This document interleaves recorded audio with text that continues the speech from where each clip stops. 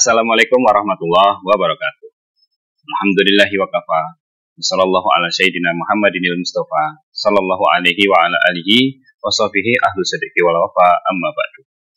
Baik, hadirin sekalian, kita lanjutkan kuliah kita. Dan pada kesempatan kali ini, materi yang akan kita bahas yaitu hadis tentang dilarangnya riba dalam transaksi. Yang mana riba ini adalah salah satu unsur atau salah satu praktek yang jika ada dalam transaksi, maka transaksi tersebut menjadi haram. Nah, seperti istilahnya, kalau makanan kita kecampur sesuatu yang dari babi, maka hal tersebut juga akan menjadi haram. Nah, hadis yang akan kita bahas ini memang tidak semuanya, ya, karena praktek riba ini juga agak sedikit rumit, apalagi dalam transaksi-transaksi kontemporer seperti sekarang ini. Nah, maka dari itu, kita yang belajar tentang hadis hukum ekonomi, mempelajari hadis tentang landasan pengharamannya dalam hal riba. Nah, ini akan kita pelajari pada kesempatan kali ini. Oke, tidak usah berlama-lama. Mari kita lanjutkan kuliah kita pada kesempatan kali ini.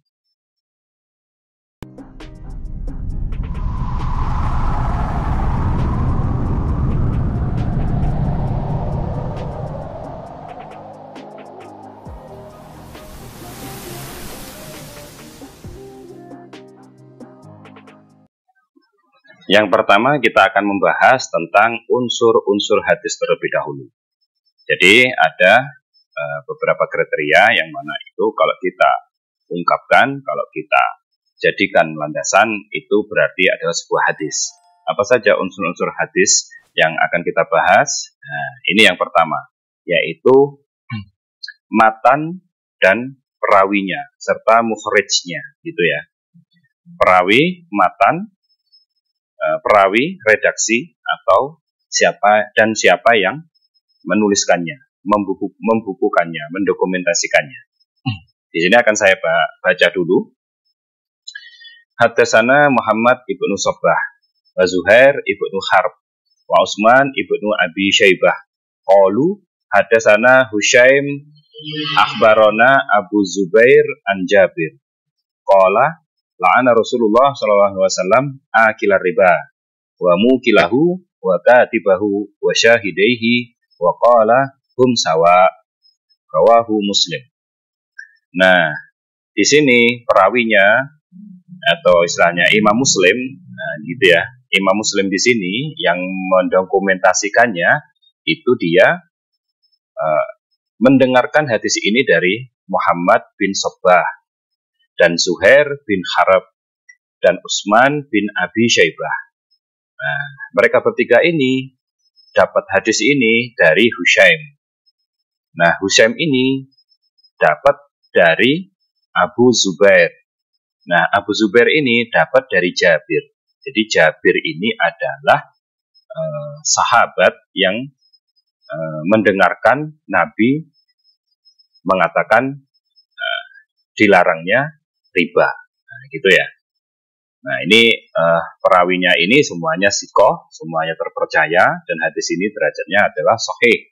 Karena diriwayatkan oleh Imam Muslim, yang mana kitabnya Imam Muslim itu Sahih Muslim, ya, yang bernama Sahih Muslim itu derajatnya tentang kesahihan atau kebenarannya itu di bawahnya kitabnya Imam Bukhari. Nah, gitu, seakan-akan dua kitab ini atau dua ulama inilah yang menjadi pendekar hadis, yang mana hadis-hadis dari mereka itu yang ditulis dalam kitab sahihnya itu adalah sahih, gitu ya, benar, dikatakan benar dari Nabi. Nah, sekarang kita sebelum melanjutkan bagaimana cara menyimpulkan hukumnya, kita analisis lafadznya dulu.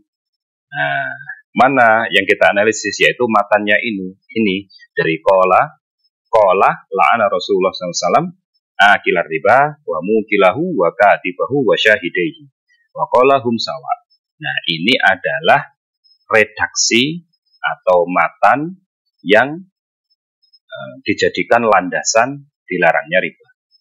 Nah, dari analisis lafadz yang pertama apa? Pertama, la'ana, gitu ya. Dalam bahasa Arab artinya melaknat. La'ana itu kalau diartikan yaitu melaknat.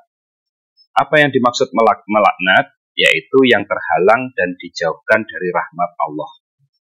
Nah, kalau kita melaknat itu kan ya taunya menyumpai, mendoakan yang jelek, intinya begitulah ya.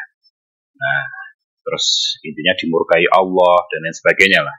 Nah, tapi secara definisi, secara letterleknya, secara penjabarannya itu terhalang dan dijauhkan dari rahmat Allah.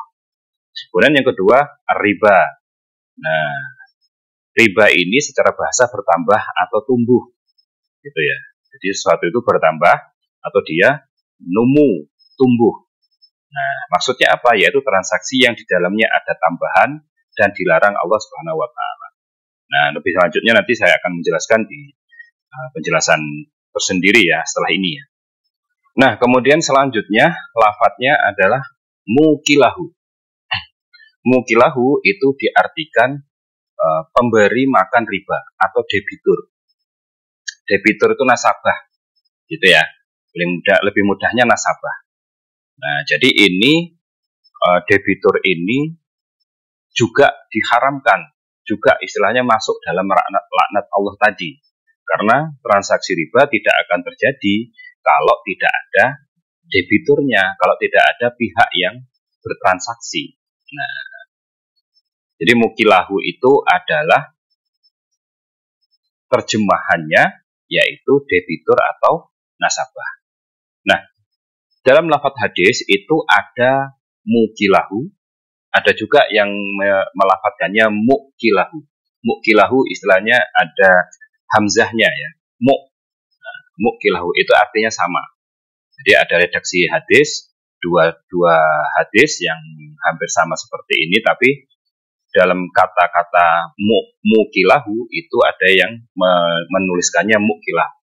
Nah, itu diistilahkan sama. Ini disampaikan oleh Imam pengarang dari Subulus Salam, Imam As-Sun'ani. Oke. Kemudian selanjutnya, kita akan membahas tentang terjemahan hadis. Setelah kita tahu lafadz-lafadznya yang susah-susah tadi, kita cari artinya, kita cari maknanya. Kemudian kita bagaimana menerjemahkan hadis itu. Nah, terjemahan hadis adalah Jabir berkata, Rasulullah melaknat pemakan riba, pemberi makan riba, penulisnya, dan 2 orang saksinya. Lalu beliau SAW bersabda, mereka itu sama. Hadis riwayat Muslim. Jadi ternyata di sini yang menyampaikan hadis yaitu Jabir itu hanya istilahnya ya seakan-akan yang benar-benar katanya Nabi itu mereka itu sama. Hum sawaun tadi. Nah, gitu.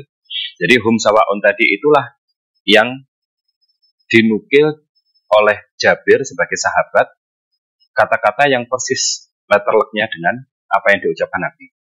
Jadi mungkin saja bahwa Jabir itu mendengarkan Nabi, mungkin Nabi menjelaskan panjang lebar atau menjawab pertanyaan orang, menjelaskan sesuatu, menerangkan sesuatu, dan yang diingat atau yang disimpulkan oleh Jabir itu bahwasanya Nabi itu melaknat pemakan riba, pemberi makan riba, penulisnya, dan 2 orang saksinya.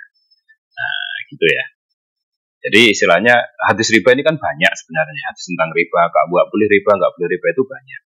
Nah, mungkin yang didengar oleh Jabir itu pas ya melaknat riba ini. Nah, atau hanya menjelaskan tentang riba. Jadi Jabir itu hanya meringkas, intinya Nabi melaknat pemakan, pemberi makan, kemudian penulis dan saksinya.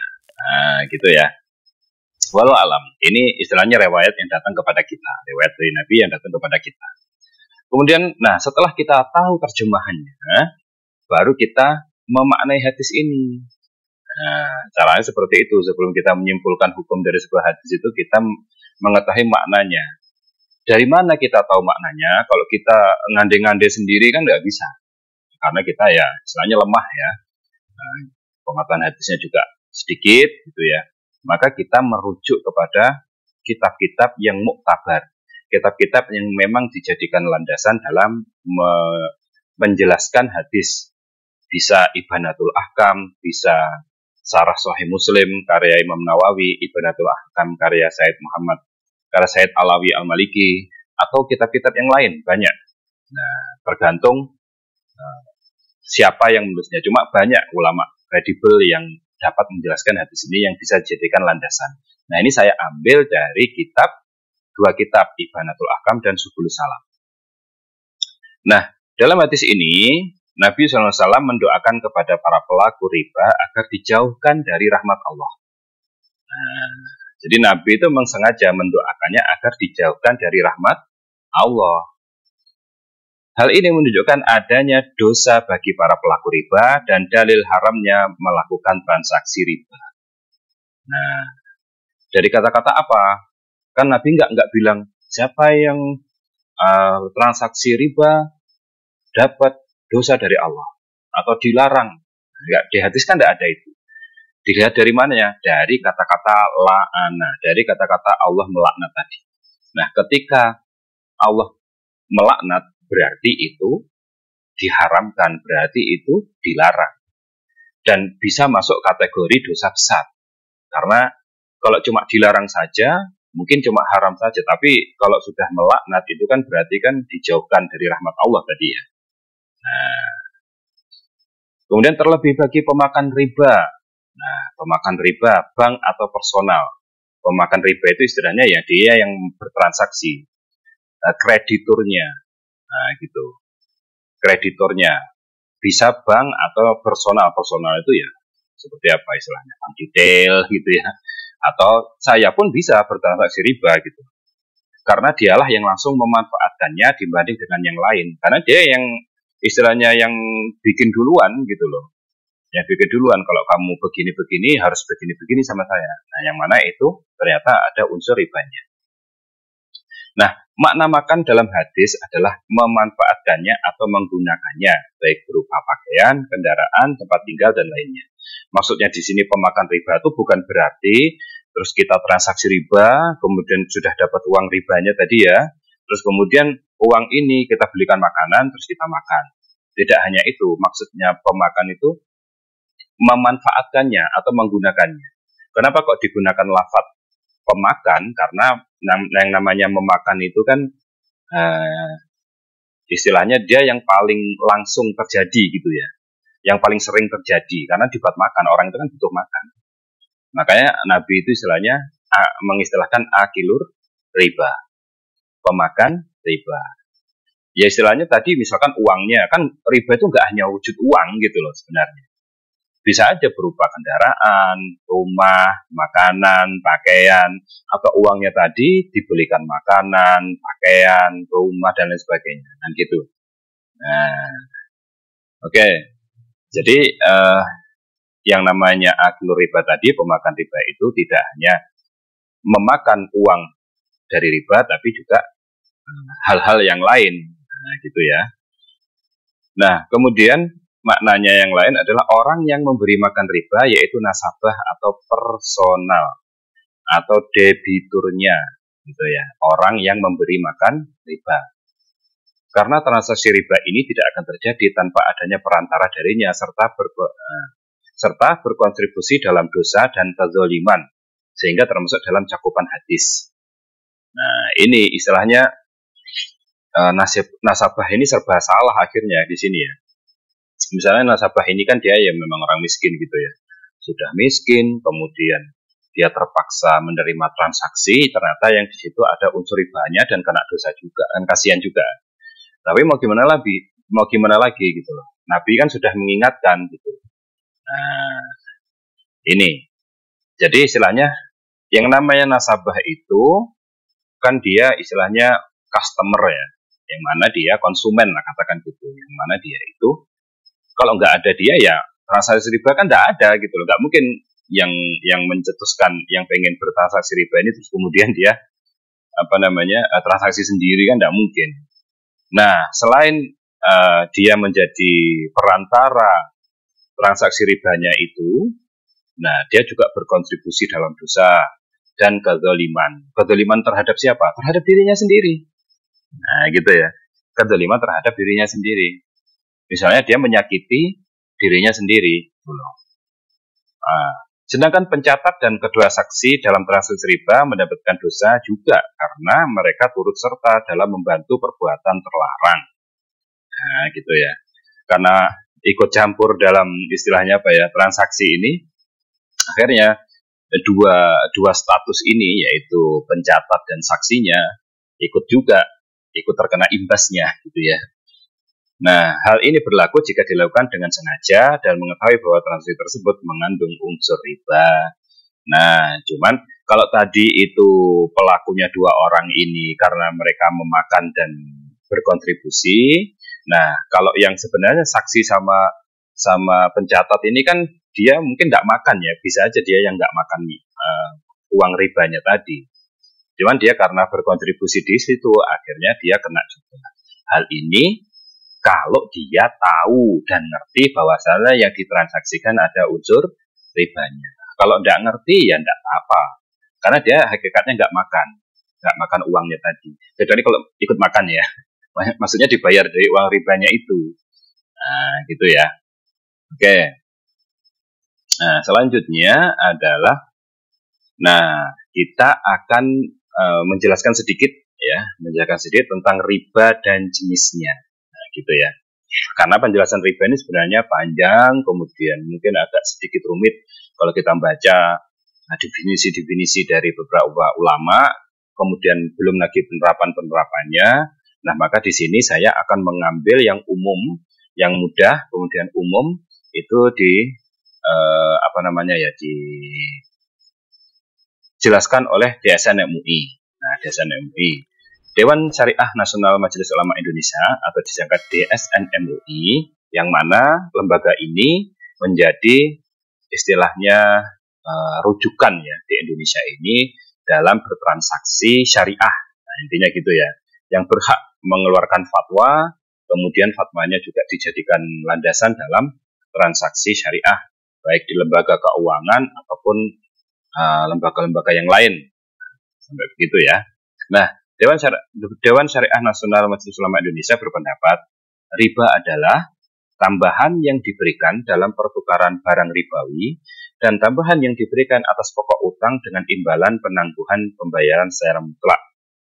Nah, jadi di sini ada pertukaran barang ribawi. Barang ribawi itu sebenarnya cuma kalau dalam hadis ada 6 ya. Emas, perak, jawawut itu ya semacam gandum lah ya. Nah, gandum, kemudian garam, kemudian kurma. Nah, ada 6 ya. Emas, perak, jawawut, gandum, kemudian garam, kemudian kurma. Ada 6. Nah, kalau ada pertukaran yang sama, misalkan kurma dengan kurma, misalkan gitu ya, kurma dengan kurma. Kemudian kok ada tambahan di situ, disyaratkan ada tambahan, maka tambahannya itu adalah riba. Misalkan 1 kg kurma ditukar dengan 1 kg kurma, kok ada tambahannya, maka dianggap riba.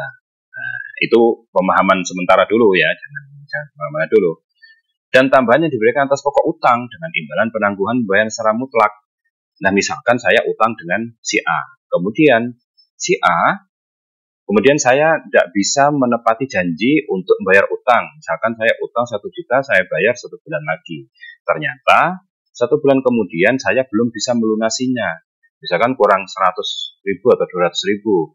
Dan saya janji misalkan 1 minggu lagi.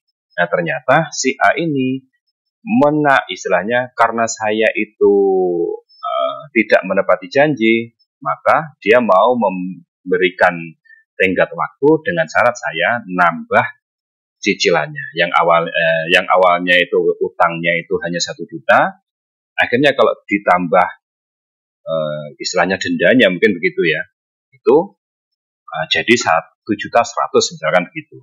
Nah, yang 100 ini adalah uang riba, gitu ya. Oke. Kemudian jenis riba. Nah, jenis riba ini saya meringkasnya ya, ini bukan dari DSN, bukan penjelasan di ASN, tapi saya lebih meringkasnya agar kita, karena istilahnya banyak sekali, saya hanya meringkasnya 4 gitu ya, 2, kemudian dari 2 ini saya bagi 2 lagi. Jadi seluruhnya itu 4. Nah, yang pertama riba utang yang terdiri dari riba itu ada riba utang gitu ya, riba qard. Yang pertama riba qard gitu ya, yaitu hutang berjenis pinjaman bersyarat adanya aliran manfaat kepada pemberi hutang. Nah, jadi istilahnya begini, contohnya begini, saya ngutang si A, saya ngutang kepada A, kemudian si A ini memberikan syarat, iya, saya pinjam kamu dengan syarat pengembaliannya dari hutang 10 juta menjadi 11 juta, misalkan begitu. Dan ini harus, seperti ini harus jelas ya, harus jelas dalam artian, ini syarat-syaratnya ada 4, gitu. Hutang qard itu ada 4. Satu berjenis pinjaman. Satu berjenis pinjaman. Kemudian pinjaman ini bersyarat. Bersyarat itu harus ada tambahannya tadi. Kemudian adanya aliran manfaat. Nah, jadi pinjaman tambahan tadi yang awalnya 10 juta, kemudian bersyarat jadi 11 juta. Nah, kemudian adanya aliran manfaat kepada pemberi hutang. Yang 1 juta tadi itu kembali kepada si A. Nah, gitu ya. Kalau tidak begitu, bukan riba. Misalkan begini, saya hutang 10 juta. Kemudian saya dengan sukarela memberikan istilahnya, melunasinya itu dengan tambahan. Tanpa ada syarat tadi. Tanpa si A memberikan syarat, saya ngasih sendiri. Misalkan saya ngasih 2 juta. Jadi utangnya yang awal 10 juta, karena saya merasa berterima kasih, kemudian sudah dipinjemi, sudah ditolong, saya mengembalikannya 12 juta. Itu tidak apa-apa, karena tidak ada syaratnya di awal. Gitu ya. Ya, tapi siapa yang mau begitu? Gitu ya. Orang sekarang siapa yang mau begitu? Tidak ada. Nah, yang kedua, jenis riba utang itu ada riba jahiliyah, yaitu tambahan yang disyaratkan kepada pemilik utang ketika pemilik hutang tidak mampu membayar tepat waktu dan tambahan itu diambil oleh pemilik piutang. Nah, jelas ini ya. Saya contohkan di awal tadi, ada orang yang belum bisa melunasi hutangnya di waktu tertentu, kemudian yang pemberi hutang memberikan tenggat waktu dan itu bertambah. Nah, gitu ya. Dari utang pokoknya bertambah. Oke, selanjutnya. Yang kedua ada riba jual beli.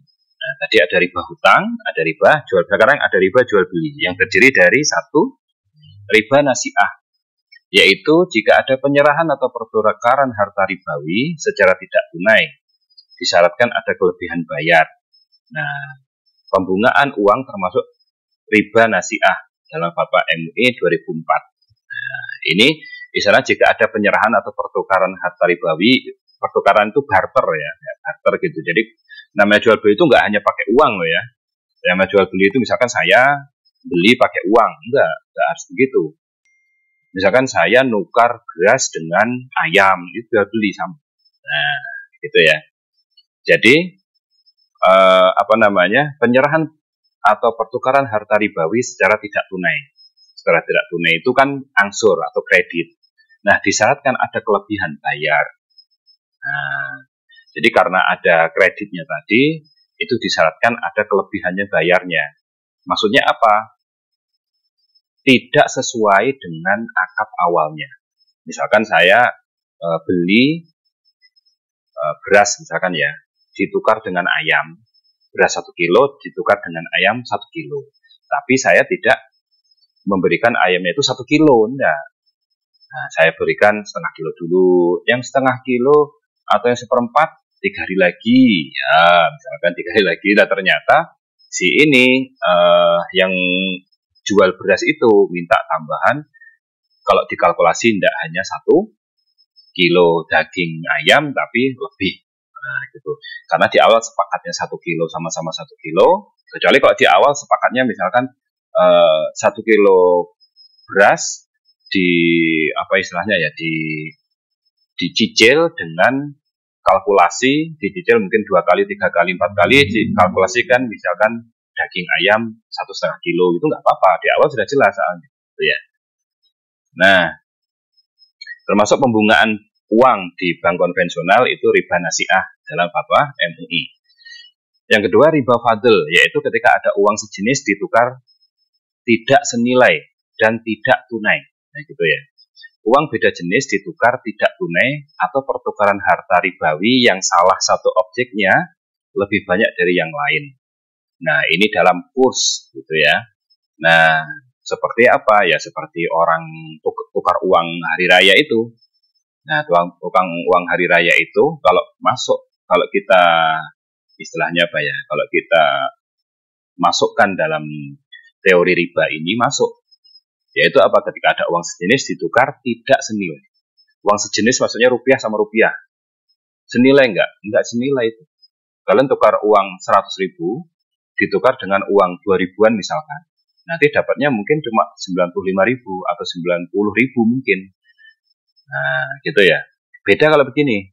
Kalau begini, saya mau tukar uang gitu kan. Kemudian ada orang jasa gitu ya. Ada orang jasa.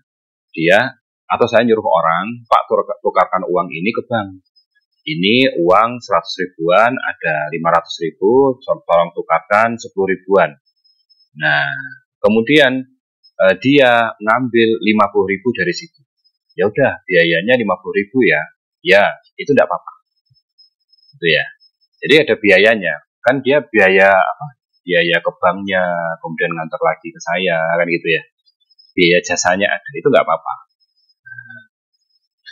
Yang ketiga, ribayat, yaitu pertukaran harta ribawi tidak tunai, tidak jelas berapa uang yang akan dipertukarkan, ada syarat kelebihan bayar, namun tidak dipastikan berapa jumlah uang yang nanti harus dibayarkan. Nah, ini udah jelas ini ya.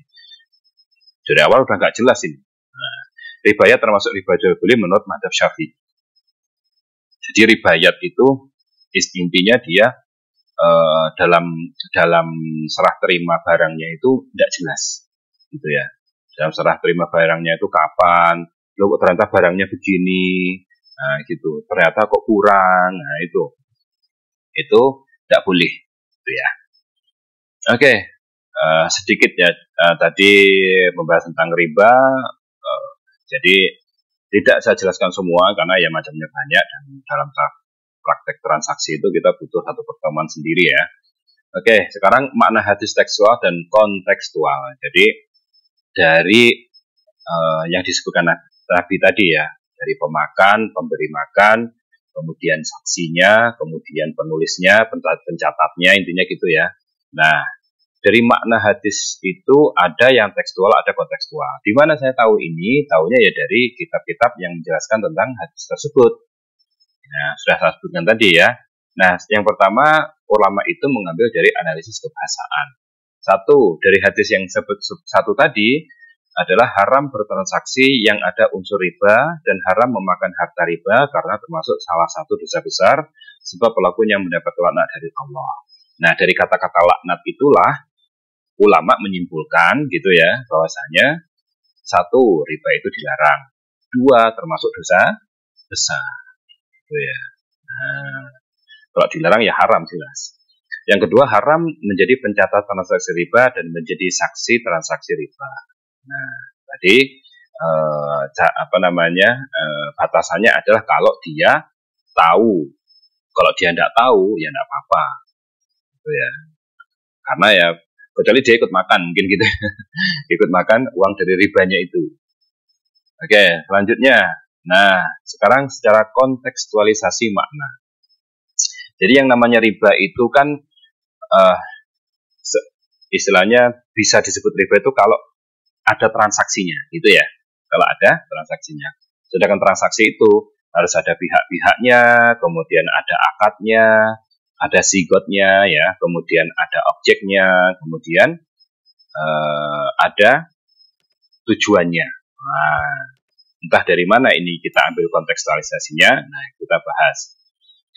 Yang pertama, kontekstualisasi makna terjadi pada ilat hukum atau alasan ditetapkannya hukum harta ribawi atau objeknya.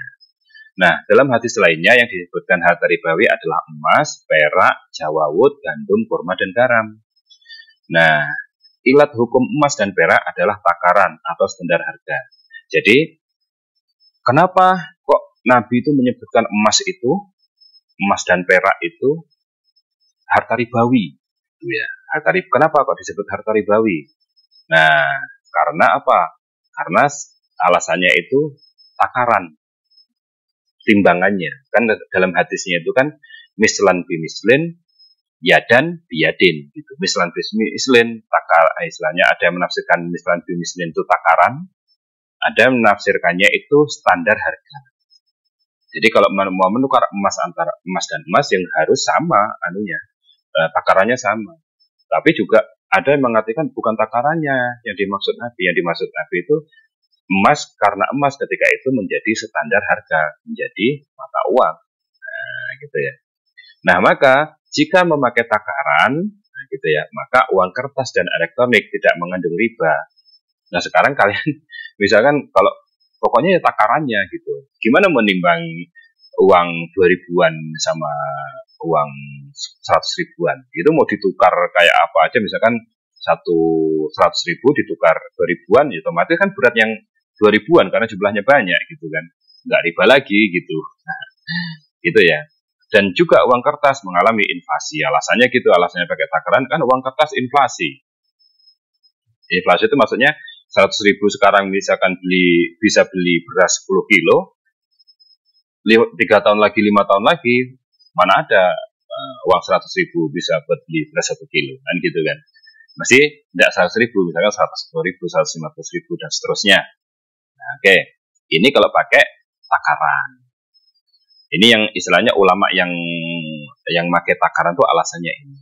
Nah, jika pakai standar harga, maka uang kertas dan uang elektronik masuk harta ribawi. Jadi kalau pakai standar harga, yang dimaksud Nabi emas itu bukan emas, bukan timbangannya, bukan beratnya, tapi karena emas adalah standar harga. Kalau standar harga, ya apapun yang jadikan standar harga sampai hari kiamat, itu masuk harta ribawi. Nah, gitu ya. Oke, mau kertas, sekarang uang kertas, kemudian Bitcoin misalkan, mungkin kripto, mungkin saja nanti, atau mungkin yang lain, bahkan mungkin kayu, mungkin ya, dan lain sebagainya, yang mana itu menjadi standar harga atau uangnya, gitu ya. Nah, yang kedua, kontekstualisasi makna terjadi pada kuantitas riba. Nah, jadi istilahnya zaman sekarang itu ada orang yang nggak tahu ya, entah motifnya itu membela bank konvensional atau mungkin memandang bank konvensional itu banyak manfaatnya juga, membantu perekonomian orang-orang juga, mungkin begitu ya. Maka dia membolehkan bunga yang ada dalam bank konvensional, ada pada bank konvensional. Nah, karena alasan bahwasanya ini kuantitas riba, yaitu jika ribanya atau tambahannya sedikit, maka tidak apa-apa atau tidak haram. Nah, tapi kalau istilahnya di bank konvensional kan istilahnya suku bunganya berapa gitu ya, berapa persen. Nah, itu kan tidak banyak, misalkan 5%, 6% kan tidak banyak, kan gitu. Kan tidak banyak 5% sampai 6%. Nah, itu nggak apa-apa. Nah, tapi ini ditentang oleh banyak pakar bahwa baik sedikit atau banyak tetap dinamakan riba dan hukumnya haram. Jadi riba ini sama seperti istilahnya kita, kalau ditentang oleh mayoritas ulama ya, bahwasanya riba ini baik sedikit atau banyak itu tetap namanya riba, dan riba tetap tidak boleh. Kalau misalkan ditakar nanti sedikit banyaknya, kita akan beda pendapat lagi. Yang sedikit berapa?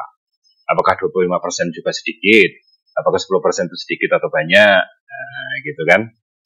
Nah, maka riba ini baik sedikit ataupun banyak itu tetap haram. Nah, gitu. Karena jelas-jelas hadisnya haram. Gitu. Nah, adik-adik sekalian, inilah dapat saya sampaikan pada kesempatan kali ini, dan semoga bisa menjadi istilahnya ya, memudahkan kita dalam memaknai hadis ya, dalam menyikapi sebuah hadis, sehingga kita tidak sembarangan mengutip, tidak sembarangan ngomong tentang hadis, kemudian kita menyalah-nyalahkan orang lain, mengharam-haramkan orang lain, menyesatkan orang lain, sehingga jangan kita memvonis orang lain itu berdasarkan hadis Nabi, tapi penafsirannya berdasarkan hawa nafsu kita sendiri. Oke, terima kasih atas perhatiannya. Kalau lebihnya mohon maaf. Kalau ada yang salah atau kurang silakan tulis di kolom komentar. Usikum wa ya nafsi bittaqullah. Assalamualaikum warahmatullahi wabarakatuh.